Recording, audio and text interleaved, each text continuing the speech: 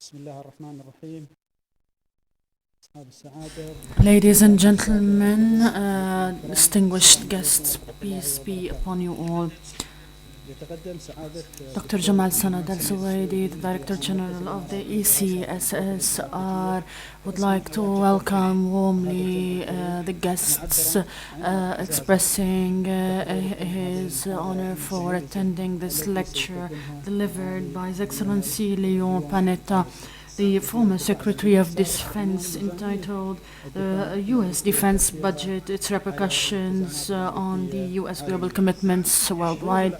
Ladies and gentlemen, the world is witnessing an inclination for correcting the financial issues of the governments due to fears of the quantitative scales of governmental loans and to take care of the future generations. The governments are more reserved in the policies of the budget, so it will leave repercussions on the expenses, including expenses on defense. And from here, the importance of this lecture comes where the world is looking with great importance on the developments of the negotiations and efforts exerted to decrease the U.S. federal budget and the procedures to rationalize the expenses linked to the budget of the defense. The USA is still the main pivotal player to create stability and support world peace. It has agreements of defense with all its allies all over the world, including the GCC, and therefore it is normal to carry out these changes expected in the directions of the U.S. defense budget about the repercussions, possible repercussions on U.S. global commitments and on stability and world peace.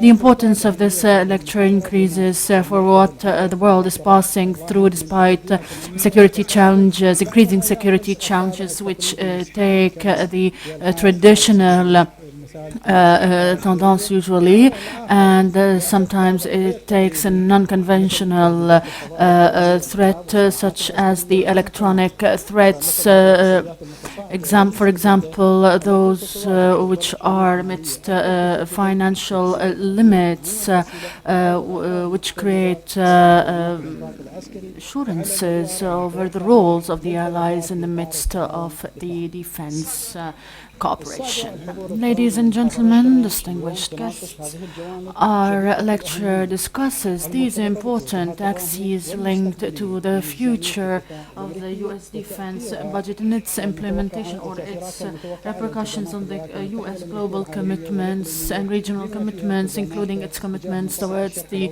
Middle East in general and the GCC in particular.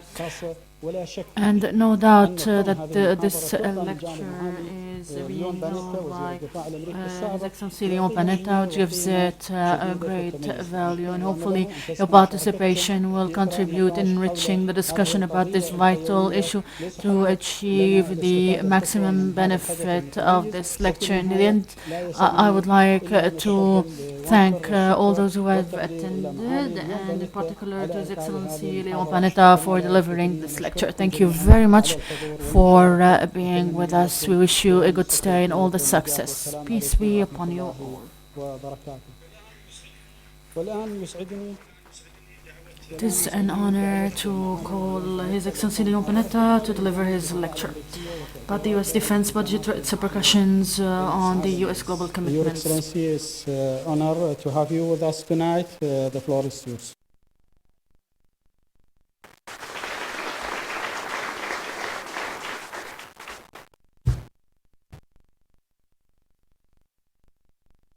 Thank you very much for that kind introduction, Mr. Director, and thank you for the chance to be here at the center this evening to be able to exchange some thoughts with all of you about the United States Defense Force and the threats that we now confront in the world. It's an honor for me to have this opportunity for several reasons. First of all, I'm honored to be back in the UAE. This is my third visit in the last 4 years. And I always look forward to the opportunity to come to Abu Dhabi and to share ideas with the leaders of your country. I have the opportunity to visit here as director of the CIA and again as the U.S. Secretary of Defense, meeting with my counterparts in official discussions and also hearing about your great history and your beautiful heritage. On one of the visits, I had a chance to fly by helicopter around the magnificent city of Abu Dhabi. And the highlight, unquestionably, was seeing the beauty and the majesty of the Sheikh Zayed Mosque, a national and international treasure. I also had the opportunity to take a tour of that mosque and marveled at the beauty of the design and the great love that went into the construction of that house of worship. I'm also honored to speak at the center. I want to thank the Emirates Center for Strategic Studies and Research. And in particular, I want to thank its great director, Dr. Jamal Sanad Al-Suwaidi. The center is enhancing the dialogue here in the UAE and the dialogue throughout the region and the world regarding the strategic challenges that we face. Through your speakers, through your work, you are promoting an important discussion on the impact, on the issues that impact on this region. And more importantly, how the UAE could not only stay abreast, but stay ahead of new developments at the political, economic, and social spheres of human behavior. And thirdly, I'm honored because of the friendship that I have had with your leaders. I am deeply grateful for the friendship and cooperation of His Highness, General Sheikh Mohammed bin Zayed, with whom I have met numerous times in Abu Dhabi and in Washington, D.C., and had the opportunity to meet with him again this afternoon. He is one of the most thoughtful and compassionate leaders on the world stage, and many of us in Washington rely a great deal on his wise counsel. And of course, your very effective ambassador, Youssef Al-Otaiba, who so ably represents the Emirate people to the United States government. Whether it was in intelligence or defense matters, I was always very proud of the strong partnership that the United States and the UAE established on behalf of the security of this region and security of the world. And I'm also honored because my own personal heritage, my roots are in the Mediterranean region. And I believe it gives me a better understanding of the people, the faith, the beliefs, of the Emirati people. I am the son of Italian immigrants who came to America with, like millions of other immigrants, no money in their pocket, little English ability, and no skills. Growing up in an immigrant family taught me a great deal. It taught me how to work hard, how to sacrifice,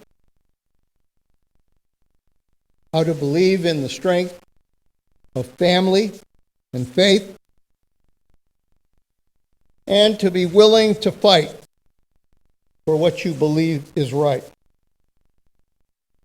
My father and my mother built those values in me and my brother. And those values are your values. My earliest memories were washing glasses in my father's restaurant in Monterey, California during the war years. My parents believed that child labor was a requirement.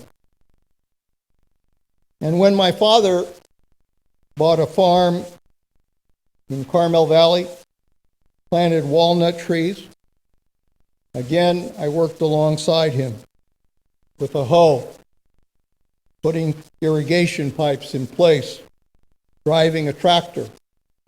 And it was as he went around to each of the trees, shaking the walnuts down, I would pick up those walnuts. When I was elected to Congress, my father said that I was well trained to go to Washington because I'd been dodging nuts all of my life. I hope that translation works in Arabic.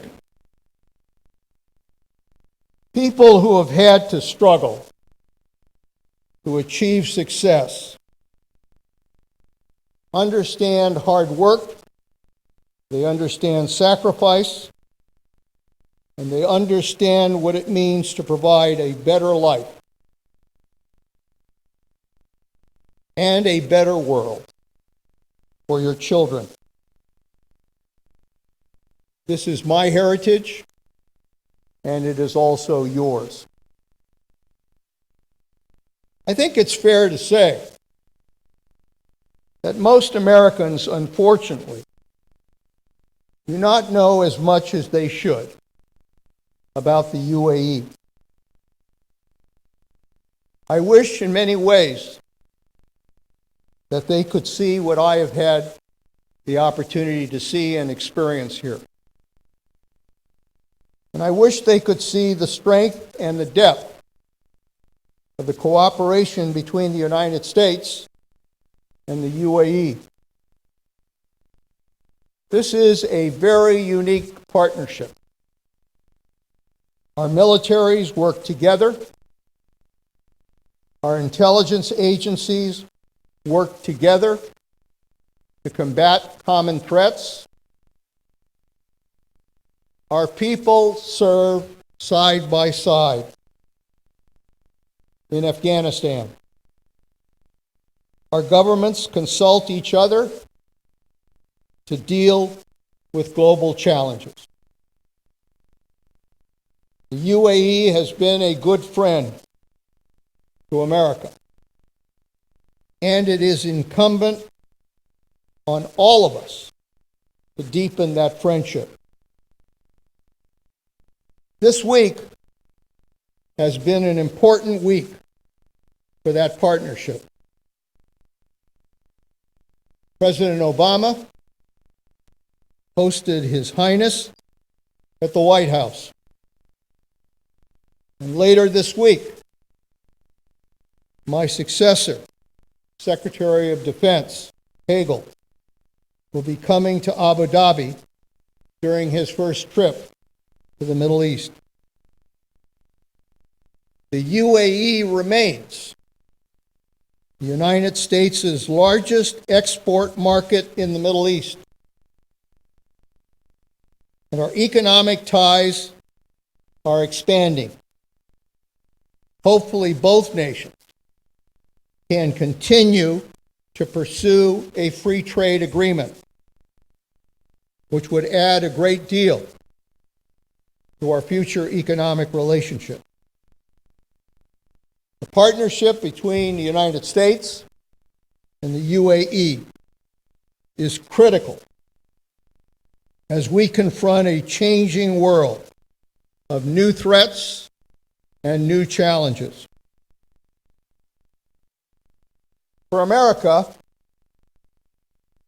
we are truly at a turning point in our country. After a decade of war and a virtual blank check for defense spending, America is facing a fundamental choice about our future. Whether we will be an America that continues to exert world leadership, or whether we will pull back and focus inward. Midway through the second decade, we are at a crossroads at the 21st century.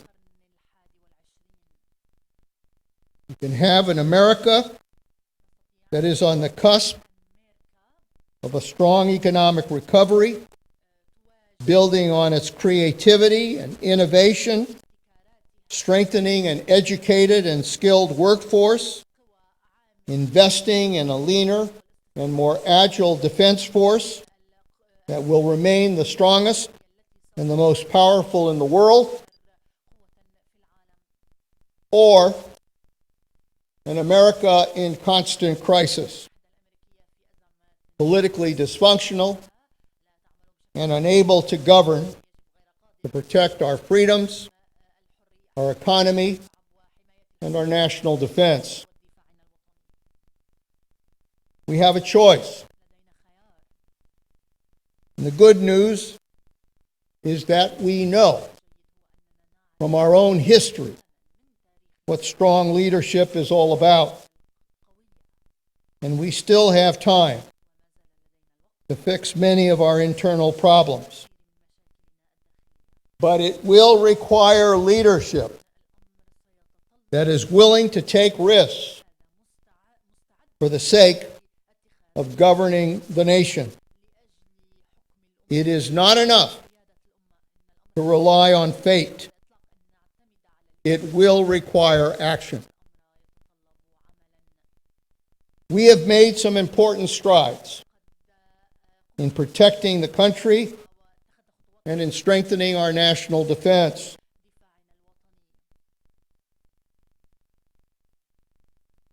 First, on the war on terror. Despite what just happened in Boston, and that is a matter which is obviously under investigation at the present time as to whether we are dealing with lone wolves who self-radicalized or whether it was something more. But whatever was involved, the fact is that we have not had a major terrorist attack on our country comparable to 9/11. Some have tried, but we have disrupted many plots. We have dealt a heavy blow to Al-Qaeda. We have conducted enormously effective crippling operations against their leadership. We have kept pressure on those who would attack our homeland. And we have made clear that we will bring anyone who tries to attack our people to justice. I think it is fair to say that America is safer since 9/11. We have decimated the top echelons of Al-Qaeda. When I joined the administration, there were 4 men running Al-Qaeda: Osama bin Laden, Zawahiri, Sheikh Zayed al-Masri, and Atiya Abdul Rahman. Today, 3 are dead, and only 1 is in deep hiding.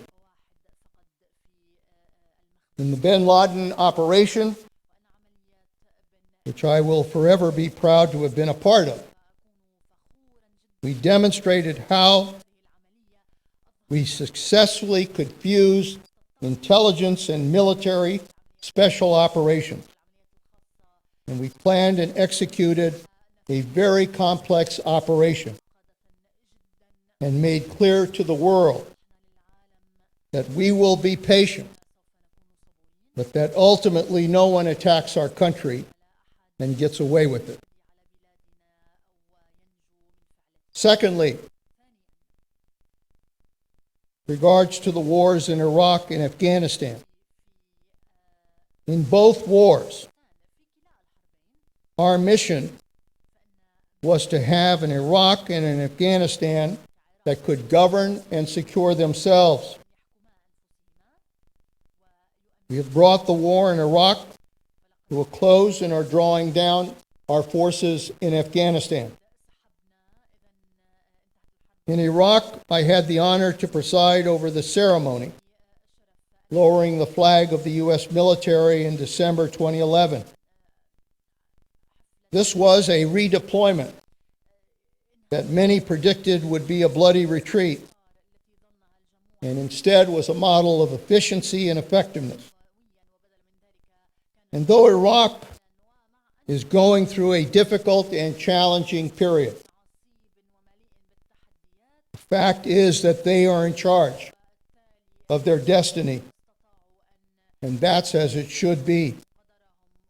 We must continue to work with them to ensure that terrorism does not threaten their stability. In Afghanistan, General Allen has put in place an effective campaign plan that General Dunford is now carrying out. We surged 60,000 troops. As a result, we weakened the Taliban so that they could not regain any territory that they have lost. We've built up the Afghan National Security Force and the local police to 352,000.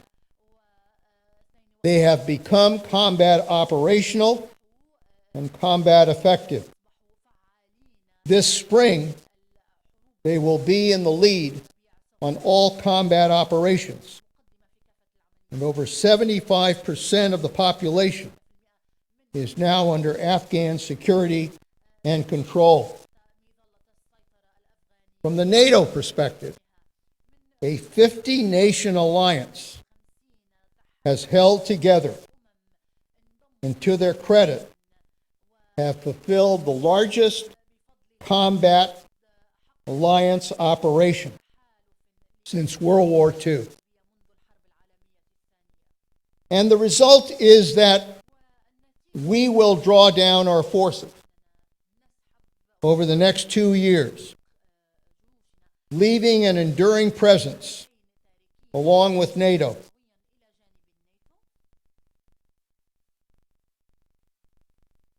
Yes, our troops are becoming home, but we will maintain an enduring presence there. Beyond 2014, the 2 weeks before I left the Pentagon were 2 weeks where we did not have a single U.S. casualty during that period, and that was the first time since 2001. I should add that the UAE has played an important role in the support of the NATO campaign in Afghanistan, contributing forces, playing an important humanitarian role, and working to foster political reconciliation and dialogue. Make no mistake about it, there will be tough days ahead. Taliban is resilient, but the Afghans now have the capability, the military and combat capability, to be able to provide security and to control their destiny. Thirdly, we were part of a successful NATO mission in Libya that got rid of Gaddafi and returned Libya to the Libyan people. I want to thank the UAE for its participation and support of that effort. And I want to commend the UAE for being the first Arab and Gulf country to open an official mission at NATO headquarters in Brussels earlier this month. We have, in that mission, proven that alliances can be effective. And it is our hope that the Gulf Cooperation Council, the GCC, can play an important role in the future in providing security for this region. We have also developed a large force deployed to the Asia-Pacific region and an equally large force that has been deployed to the Middle East to defend our interests in this volatile region. We have continued to bring unprecedented pressure on Iran, making clear that any effort to close the Straits of Hormuz would cross a red line for the United States. And we've also made clear that we will not tolerate the development of a nuclear weapon. And I believe that we helped contain a wider war between Israel and Iranian armed proxies during the Gaza conflict last fall through our support for Israel's missile defense system. And we are now working with other nations in this region, including the UAE, to expand missile defenses here as well. We have done all of this while developing a new defense strategy for the 21st century, strengthening the all-volunteer force by protecting funding for wounded warriors, providing mental health counseling, providing support for a transition to civilian life for our forces, and opening up opportunities for everyone to be able to serve our country in uniform. But these successes, unfortunately, do not mark the end of national security threats. This is not the end of World War II, or the Korean War, or Vietnam, or the Cold War. Our successes have helped keep America and our allies safe. But we still live in a very dangerous world. It would be a serious mistake to assume that America could somehow reduce its guard, lessen its defense, or surrender its responsibility in an increasingly volatile world. What are some of these national security threats that we now confront in the 21st century? First, we are still a nation at war, and our troops remain on the front line in Afghanistan, albeit in a largely advisory role. They are still putting their lives on the line in Afghanistan. Secondly, terrorism remains a threat. Although we have decimated al-Qaeda's core leadership, the threat for terrorism has spread to other parts of the world. Yemen, Somalia, Mali, North Africa. Al-Qaeda is trying to establish new staging grounds from which to launch attacks against the West and elsewhere. And there are other terrorist groups as well, like Hezbollah, kind of lone wolf terrorists that represent a continuing threat. Those who can be radicalized by watching the internet, and other extremist elements that we have to confront as well. We must remain vigilant against the potential of terrorism. Thirdly, North Korea. Kim Jong-un has triggered another cycle of provocation by his testing of a potential ICBM earlier this year and an apparent nuclear test earlier this year as well, their third. All of this now combining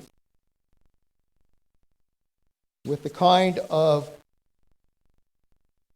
rhetoric, the kind of threats that have grown worse in these last few weeks.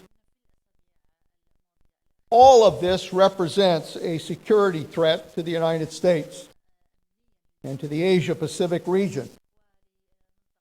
This is a rogue regime that has isolated itself from the world, even antagonizing China, the one nation that exerts some influence on North Korea.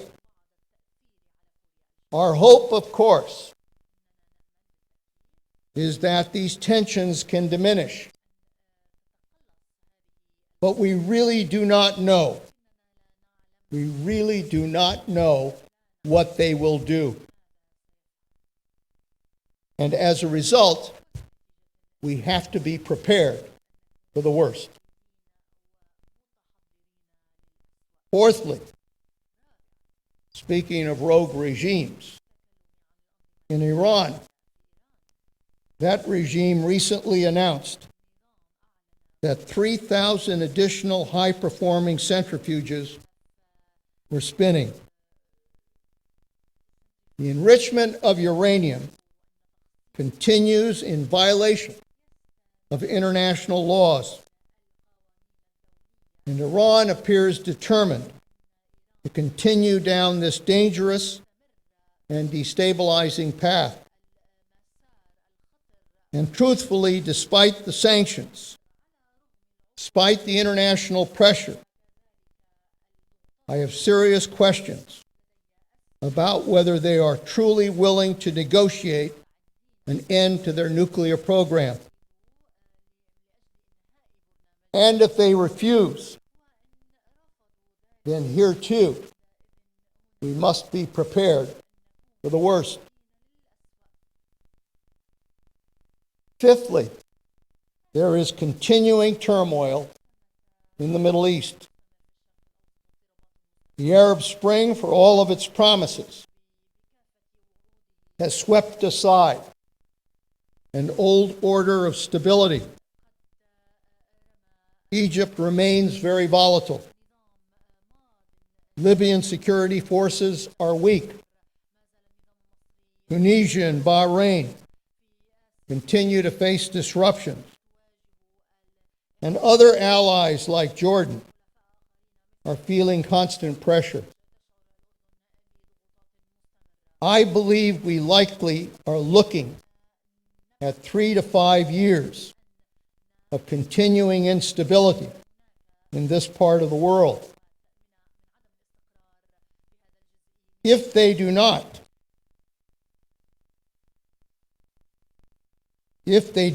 find stability, then again, this is an area where we have to be prepared for the consequences.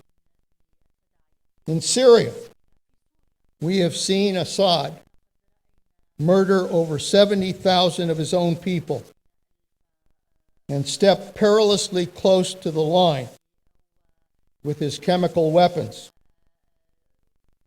The unholy alliance between Iran, Hezbollah, and Assad is a very dangerous combination on one side. And on the other, Al-Qaeda tries to make inroads with the Syrian opposition. All of this is a potential prescription for chaos, not just to Syria, but to Lebanon and Jordan and Iraq. Sixth, there is uncertainty created by emerging powers like China. And there is also the threat that I worry about the most, the threat of a crippling cyber attack on our economy. There was a discussion here about the wars of the future. Make no mistake about it.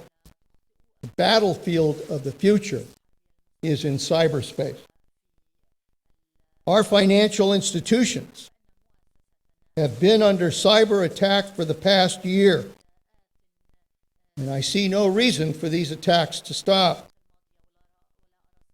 One day, mark my word, one of these attacks will cause serious damage. I have said that the next attack on America, the next Pearl Harbor, the next 9/11, could very well be a cyber attack that paralyzes our power grid, that paralyzes our financial and government systems, and that paralyzes our very infrastructure. All of this, all of these threats are happening at a time when the United States is confronting a serious fiscal crisis, a record deficit, and a record debt. I've been through all of this before. As a member of Congress, as chairman of the House Budget Committee, as director of the Office of Management and Budget. Some of the same gridlock, some of the same magic potions and gimmicks and simple answers, many of the same political battles over entitlement spending and taxes. The difference was that the leadership of the nation at the time was prepared to take the risks necessary to do the right thing for the nation. There is a smart way to do this, and there's also a dumb way. We have and always have had 3 ways to deal with serious budget shortfalls, budget deficits. 1, control the costs of entitlement programs. Entitlement programs now make up 2/3 of the federal budget. Programs like Social Security and health care for senior citizens. Secondly, the need to raise additional revenues, taxes. And 3, the need to control spending for other government programs, so-called discretionary spending, including defense. Every budget summit that I was a part of, between Republicans and Democrats, agreed on a deficit reduction plan that included all 3 of these areas. That's how you balance the budget. With 2/3 of federal spending going to entitlement programs, you cannot eliminate the deficit through discretionary spending alone. That's just a fact. Yet that's exactly what Congress is trying to do right now, by forcing government to live under what I believe is an irresponsible approach with mandatory cuts known as sequestration. There's a responsible way to do this. There's a responsible way to get savings in discretionary programs. When Congress passed the Budget Control Act, it mandated that we reduce defense spending by $487 billion over 10 years. It was not a cut across the board. They didn't tell us what we had to cut. They basically said, here's a number. You've got to achieve these savings over 10 years. We were given the opportunity to develop a defense strategy that would implement those savings while protecting the strongest military in the world. Working with the military and civilian leadership at the Pentagon, we developed a new defense strategy for the United States in the 21st century that focuses on 5 key elements. First of all, we know we're going to be smaller and leaner as a result of coming out of these wars. But we can be a force that is agile and flexible and quickly deployable, that would be technologically advanced. Secondly, we must maintain strong force projection in the Asia-Pacific region, but also in the Middle East, in both areas. Why? Because those areas represent the greatest threats to our security. Thirdly, for the rest of the world, we have to develop an innovative plan providing innovative rotational deployments that would send our forces to Latin America and Africa and Europe and elsewhere to train, to exercise, to develop the capabilities of other nations, establishing new alliances, new partnerships in order to provide security. Fourth, we have to maintain our ability to defeat more than one enemy at a time. If we have a war in North Korea, and at the same time the Straits of Hormuz are closed, we've got to be able to confront enemies in both places at the same time.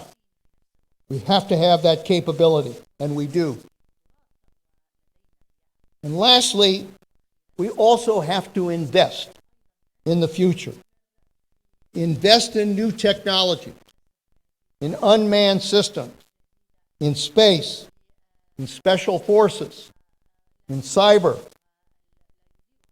We have to protect our ability to mobilize quickly using a strong National Guard and a strong reserve. And we have to preserve our industrial base. That's the strategy that we put together, supported by the President of the United States.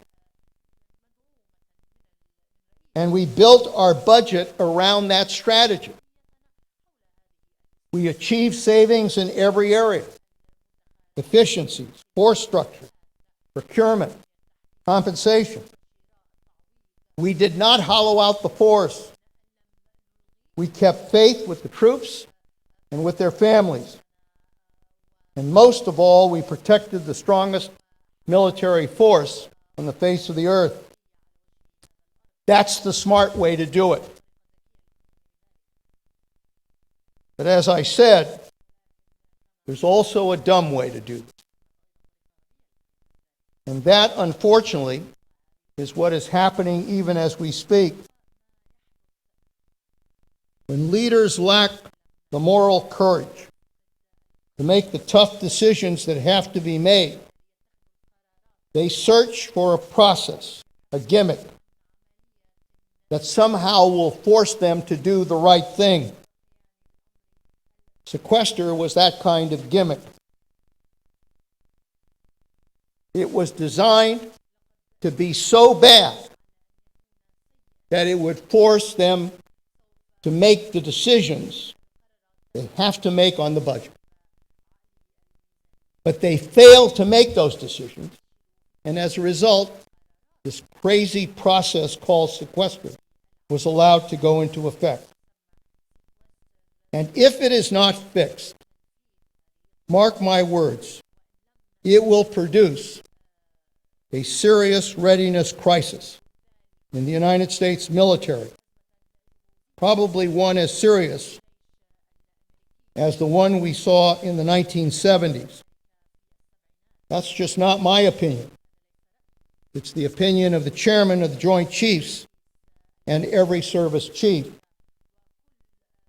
The Navy will have to gradually stand down several of its air wings. The Air Force will have to cut back deeply on flying hours. The Army will have to curtail training for all units except those deploying to Afghanistan, adversely impacting the majority of Army operational units. 800,000 civilian employees would have to be furloughed. That's about a 20% cut in their pay, losing a significant portion of their income between now and October. These are the people who repair our ships and our airplanes, who teach our military kids, who provide health care, who balance our books and work on our contracts. We've already imposed civilian hiring freezes, sharply cut back facilities maintenance, and begun to review whether to delay certain contracts. Sequester will hollow out our force at the very moment in history when the U.S. military has fought some of its toughest wars, battled terrorism, proved itself the finest military in the world, and continues to face serious threats around the globe. Our national defense could very well be weakened at the very time when our men and women in uniform are still putting their lives at risk on the battlefield. That is irresponsible. And that's why I've said that one of the greatest threats to national security today for the United States is a dysfunctional democracy that fails to govern, that fails to solve the serious problems facing our nation. In going abroad and dealing with our allies in those nations that we seek to influence, I've sensed that our friends and allies do not question our military power. They don't question our technology. They don't question the strength of our fighting men and women in uniform. But they question whether or not our democracy can make the decisions that have to be made to solve the problems we face. My greatest fear is that much of America seems to have accepted the gridlock in Washington. The rest of the world is watching closely to see if America can still lead. And this leadership is crucial. The United States must provide world leadership particularly in this region. We must continue to lead the effort to keep the pressure on Iran as it tries to develop its nuclear capability, enrich uranium, and support terrorism. We must continue to press the Israelis and the Palestinians to negotiate a just and lasting peace based on a two-state solution, which we can do while protecting Israel's security. We must continue to stand with our friends in this region, including those in the Gulf, to combat terrorism and to achieve the economic and security ties that strengthen our nation. We must continue to rally the world against the Assad regime, support the opposition, which I believe one day will govern Syria. We must keep the Straits of Hormuz open for commerce because the global economy depends on it. And we must continue to promote our values, to allow for full participation in government, to recognize basic rights and freedoms, and to promote economic and social development. But to do this, we must fix our fiscal crisis first. I tell our students at the Panetta Institute that in our democracy, for that matter, in any country, we govern either by leadership or we govern by crisis. If leadership is there, we can avoid crisis. But if leadership is not there, then we will inevitably govern by crisis. And today we are governing by crisis after crisis after crisis. We can do that, but there is a price to be paid, and that is the loss of trust by the American people and the world in our leadership. I believe in American leadership. For 50 years, I have seen America face all kinds of crises, from economic recession to war, natural disasters. And throughout the frustration and anger and gridlock, America has always risen to the occasion, and I believe it will again.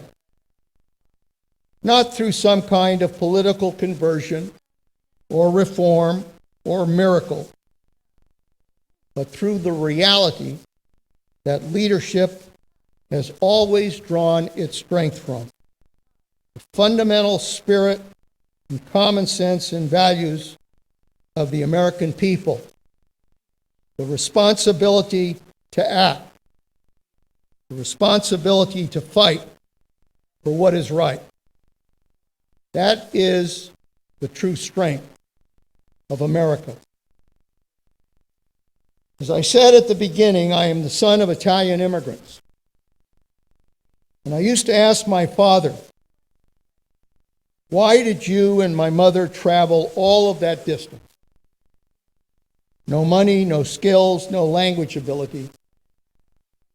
Leaving the comfort of family, although it was a poor area in Italy. Why would you leave all of that to go to a strange land?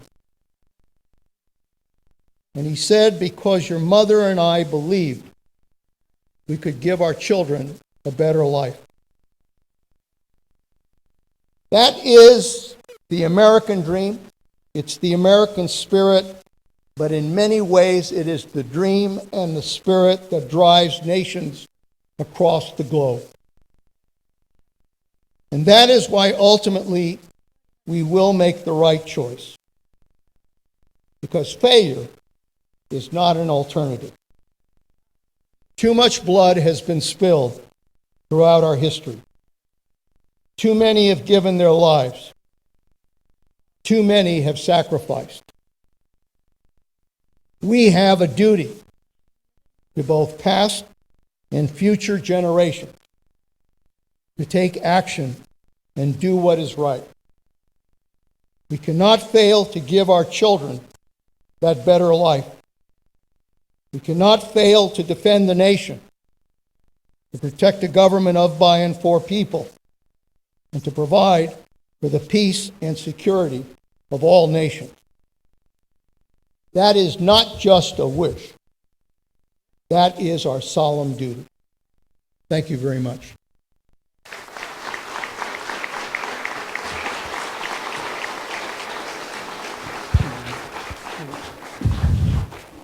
Thank you, Your Excellency, for a very interesting lecture. Your thoughts and ideas were very intriguing. Yes, please. Were very intriguing and stimulating and of significance to all of us. I'm glad to open the floor for the Q&A session now. Before you ask kindly if you can introduce yourself and make your question as short as possible to give the chance for the other.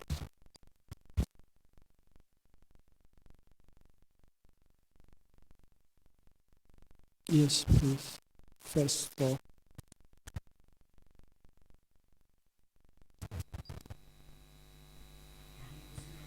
Your Excellency, we welcome you in the UAE and at the ECSSR. No doubt that your presence amongst us is of vital importance. My question, Your Excellency, your past declarations, you said that you have ready plans to interfere in Syria. But till now we haven't seen any interference, military interference at all. Do you not want to interfere and enter and compete with Russia in this power conflict and the lack of interest at all from your part due to the presence of Israel on the borders? Is that true?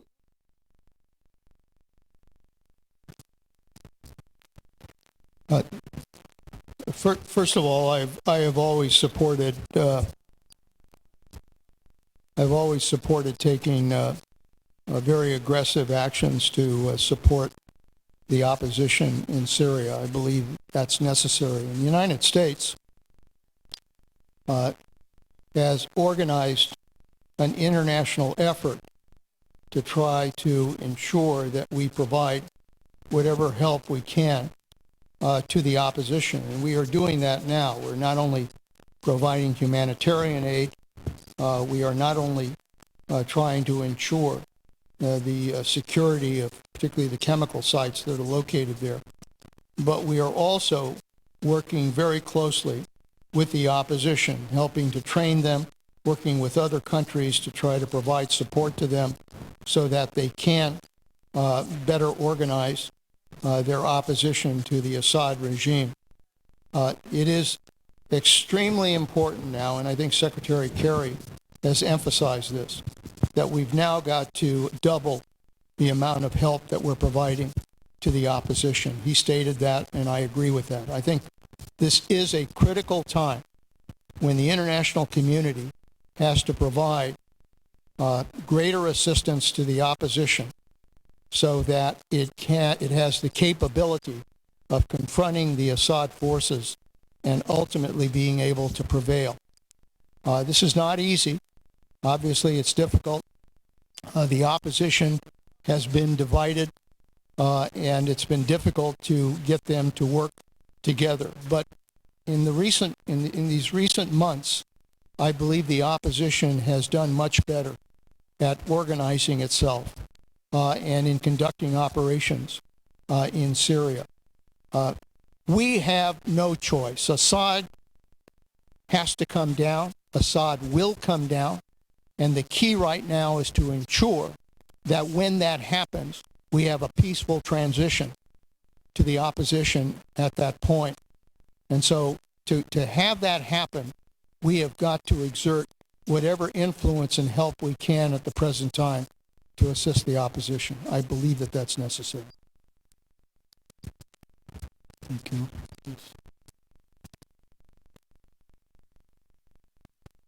شكرا.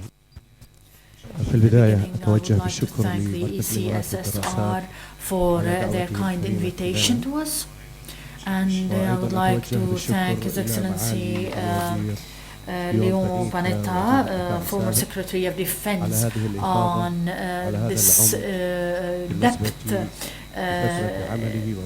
and for his tenure and his work in the United States of America. Your Excellency, you have spoken about the Iranian role or the Iranian file, Iranian nuclear file. We have heard some of the reports that say that Iran perhaps will be able very soon to create this nuclear weapon, but other reports say that Iran does not really own the technology capable on using this nuclear bomb. Your Excellency, you have worked as head of the CIA. Do you have any information close to what is being said at the moment? This is the first question. The second, as to the regional problems that we are facing, there are lots of problems in the region, in the Arabic region. What is your perspective of these vis-a-vis these problems, especially when it comes to the changes occurring at the moment in the Arabic region, and what happened of changes in the Arabic regimes or leaderships, and what is your perspectives vis-a-vis the future when it comes to international relations? Thank you.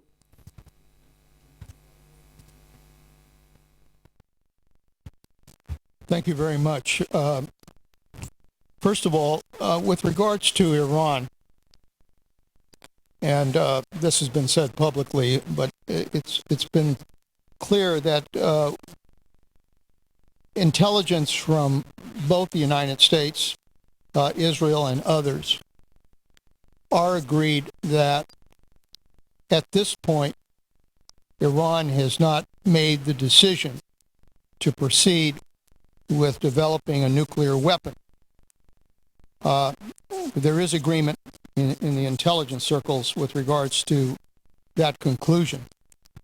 The difficulty is this, that as Iran continues to enrich uranium, and now they've got 3,000 additional centrifuges working at additional enrichment, that as they develop more enriched uranium, the time frame, should they make the decision to build a nuclear weapon, that it creates a shorter time frame for them to do it. Right now, I would say the estimate is that were they to make the decision to do it, it would still take them a year or more to be able to develop it and ultimately be able to develop a delivery system for that. So it's still a while. But the concern is that the more they enrich, the more they shorten the time frame in terms of their ability to produce a weapon. So that's the concern. The effort right now, obviously, is because of the international community coming together, the sanctions that have been applied, there is unity among not only the international community, but the Gulf nations as well, that every effort ought to be made to place hard sanctions on Iran so that they will come to the negotiating table and try to resolve this issue. There have been some discussions. No progress has been made. My personal view is that it is not likely we will see much progress in getting Iran to agree to pull back from their nuclear development before the election in Iran, which I believe is in June. Once the election happens in June, then I think there is a window when a tremendous amount of pressure will be brought on Iran to, at that point, negotiate some kind of resolution. Should they fail, I think there will be increasing pressure to take action. So I think a delicate period here is going to be the period between June and I would say September or October, in which the hope is that they'll be willing to negotiate, but if they refuse, if they fail, then I think that there'll be greater pressure to take action in that part of the world, in this part of the world. So that's the scenario. We'll see how it plays out. I think the president and everyone hopes that we can find a peaceful solution to that. But as the president himself has said, all options are on the table. Secondly, with regards to this region in general,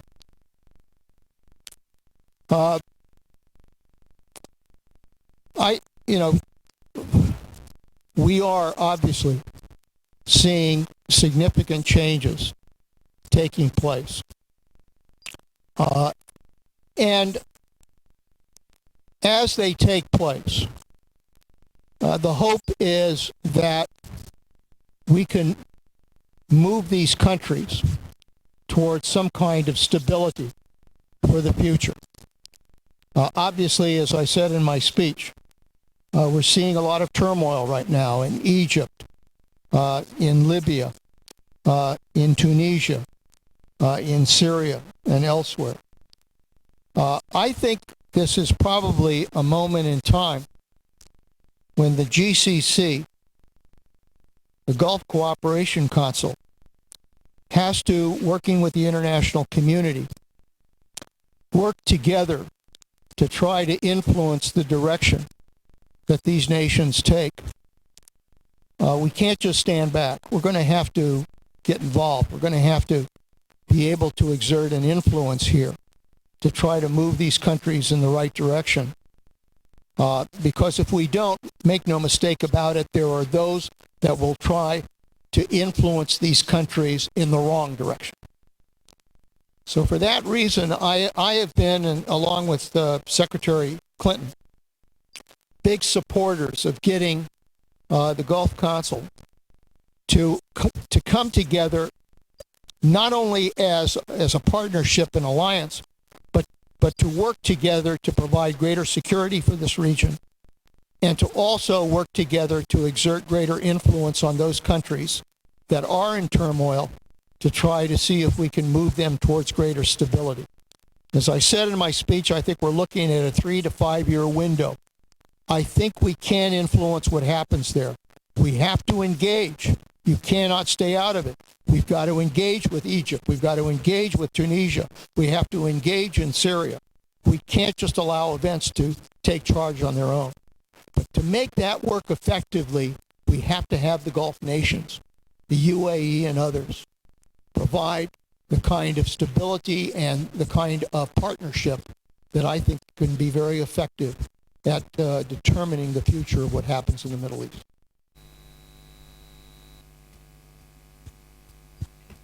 The lady, please. Hi, my name is Charlene. I'm a teacher here in Abu Dhabi, and I want to say thank you for coming all the way to Abu Dhabi. It's really an honor to be here. In your speech, you mentioned that you were worried about Al-Qaeda in Syria. And now I think most of the press that's been here has probably reported on that at some point or another. What does the U.S. and the international community have in mind to stop another issue like the Taliban in Afghanistan?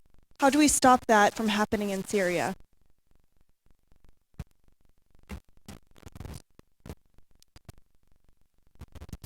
There obviously has been growing concern about Al-Qaeda's role in the Nusra Front, which is obviously operating along with the opposition in Syria. And the concern, obviously, is that they will try to exert some influence over what happens once Assad steps down. So the key right now, the key effort has been directed by our intelligence community and by other nations working with the opposition to get them to recognize that they themselves have to take action to ensure that the Nusra Front, and particularly Al-Qaeda, does not have a growing influence with regards to the opposition. They're the ones that are going to have to take steps to ensure that Al-Qaeda does not exert that kind of influence. Now, look, let's be practical. Al-Qaeda's smart right here, right now. They're out there. They're fighting with the opposition. They're blowing things up. They're doing things to try to provide help there, and they're exerting an influence. And it's for that reason, frankly, that the United States and the international community have to double their efforts to try to assist the opposition, to make clear to the opposition that their best source of help is not Al-Qaeda. It is the international community working with them to give them what they need in order to win. So the key is going to be to exert whatever influence we can to ensure that the opposition itself ultimately rejects the influence of Al-Qaeda once there is a political transition.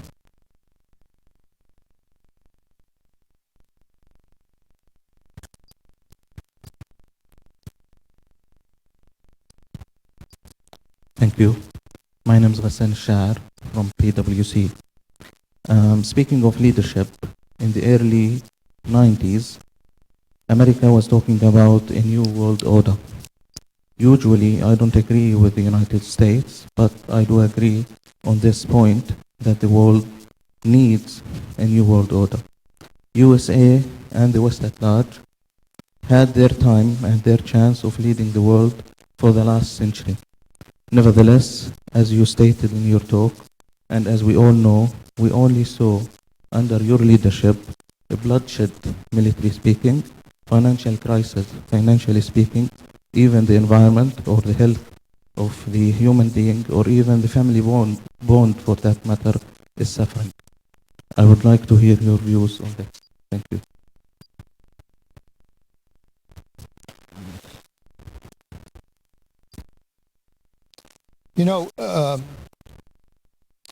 I think one of the things that I've seen in the time that I've been in Washington, and particularly the last 4 years, is that the reality is that when it comes to nations that are strong economically in the world, the reality is that the United States, in terms of its values and its interests, is a leader that I believe tries to guide the world towards peaceful solutions and towards societies that can better serve their people. And the United States has asserted that leadership here in the Middle East and throughout the world. The United States by no means is without its faults, as I pointed out. If the United States can't provide the leadership to deal with the issues that confront it, it is going to weaken the United States. But if it can provide that leadership, the United States can be strong economically and in every other way, and can maintain its strong national defense. The fact is, we have worked to build alliances and partnerships in the world. We're not interested. I mean, I was in Latin America last year, and I made clear to countries like Brazil, which is another emerging power, look, the United States is not interested, as we were at one time, in saying to the countries there, don't worry about it, we'll take care of you, we'll protect you, we want to build our bases in your country. That's not, America today has to basically work with other countries to develop their capabilities. to develop their security so that they can play a role in providing security for the world. You know, that's what we do with the UAE. That's what we're doing with other countries. Is yes, we give them the help that they need. We give them assistance. But the fact is that they have to help provide for their security.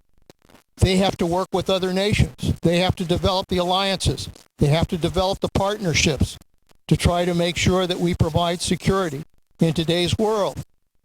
I mean, the reality is that when you look at those countries in the world that are strong economically, the reality is that the United States is very much alone in trying to provide that kind of leadership to give countries that opportunity to assert their own stability, their own security, their own ability to be able to enjoy a better life for their children. China is strong economically, but it's very difficult to get China to engage when there are problems, whether it's Iran, whether it's North Korea, whether it's other areas of instability in the world. Same thing is true for Russia.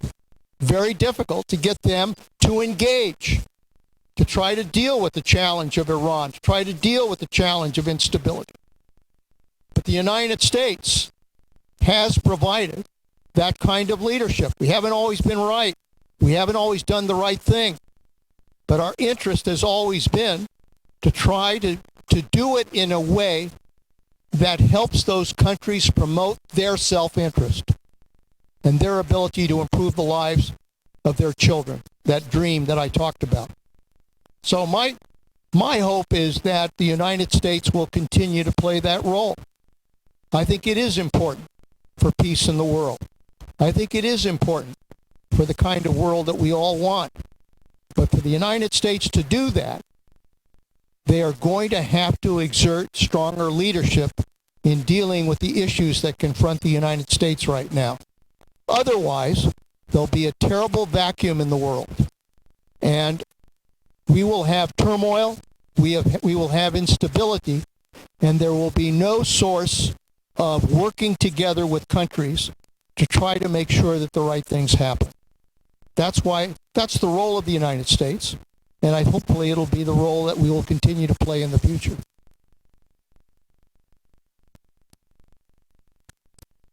The lady in the back case.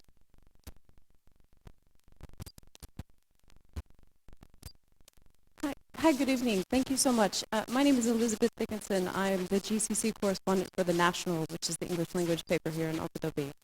My question to you is you've talked quite a bit about increasing cooperation with the GCC and particularly about the idea of the GCC taking on a greater role in its own security in the region. I'm hoping you can talk specifically about what that might look like, any specific areas that you might have in mind, and then if you have any comments on how the historic deal for weapons and other assistance capabilities that's coming through this week with Secretary Hagel, if you can talk about how that might contribute. Thank you. First of all, with regards to the GCC, I mean, my sense is that that the future is really going to depend on, the United States working with alliances in the world to try to deal with security threats. NATO has, I think, been an example of performing an important role. They did it in Libya. It was a very complicated endeavor, and yet these countries worked together. Not only the countries of NATO, but the countries in the Gulf arena worked together to be able to conduct military action in Libya, and it was successful. NATO has been very effective as an alliance working in Afghanistan. The same thing is now true in the Pacific region. What is happening there is that the nations in the Asia-Pacific region are coming together And they are beginning to, what was usually a meeting where they all came and, met, talked, but didn't do anything. They are now coming together and working on issues that affect the Asia-Pacific region. The example is the territorial disputes that have developed in the Pacific that are causing tremendous problems between the countries in the Asia-Pacific region and China.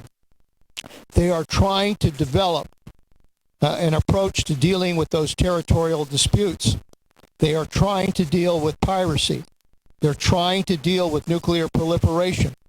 They're trying to deal with keeping open sea lanes in the Pacific. So I'm beginning to see that kind of alliance beginning to develop in the Asia-Pacific. It's the same thing that I think has to happen in the Gulf region, that the countries of this region, again, oftentimes meet together. Their foreign ministers meet, but it's time that the defense ministers actually sit down and meet together to develop that kind of capability among the Gulf nations so that they can work together to provide assistance to Syria, to provide assistance when it comes to other countries in this region. They can become a very effective force, but they have to work together. I know the problem, you know the problem. Nations like to do their own thing. It's true in the Gulf, it's true elsewhere. But ultimately, their self-interest rests in working with other nations to be able to provide that kind of security. And that's why Secretary Clinton and I worked a great deal with the GCC to try to develop that capability. It's something that can happen. It is needed. And I think there's a great potential for that happening. So I believe that when we look to the future, the willingness of nations to develop those kinds of alliances and partnerships can be very critical to providing security in the future. With regards to the capabilities issue that the Secretary is announcing, this is actually a landmark area, something that I worked on a great deal when I was Secretary of Defense, working with Israel, working with the UAE, working with Saudi Arabia. The reality is that there is no reason why countries like the UAE, Saudi Arabia, and others can't develop greater military capabilities so that they can become a very effective force in having to confront Iran, should that be necessary.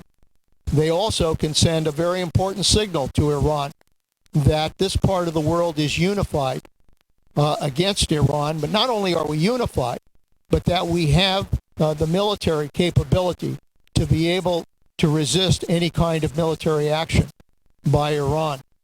So what we've done is, and obviously the final effort is now being put together, but the effort was to provide additional capabilities to Israel, but at the same time allow for additional military capabilities by countries like the UAE, Saudi Arabia, and others, so that they too can have the military know-how and capability to be able to not only defend themselves, but provide greater security for this region. I think this is a good thing, and I think it's where this part of the world needs to go.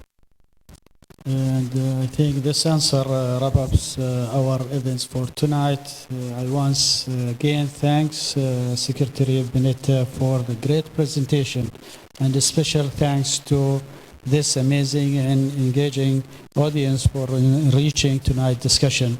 On behalf of the Dr. Jamal Sanad Suwaidi and my colleagues at ECSSR, I thank you for attending this lecture, and I kindly invite you to everyone to the reception outside. I look forward to seeing you again in our future events. Good night. Thank you very much.